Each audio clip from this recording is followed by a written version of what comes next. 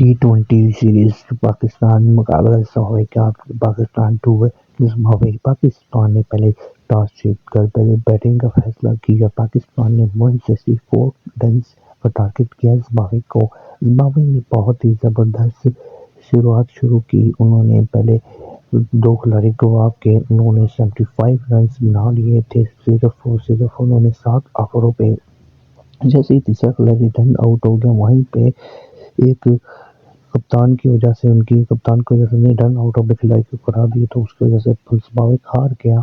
अगर वो run out जिस तरह ना होता तो शायद जिम्बाब्वे आज जीत जाता, लेकिन पाकिस्तान की टीम सारी खिलाड़ी नहीं थे। बहुत ही जबरदस्त सारी श्रॉफ ने बॉलिंग की और उसके अलावा साइम अयूब ने भी बहुत अच्छी बैटिंग की और उसके अलावा दोस्तों पाकिस्तान ने बॉलिंग बहुत अच्छी की। इमरान अहमद ने बहुत उम्दा बॉलिंग की और उन्होंने आउट भी की है।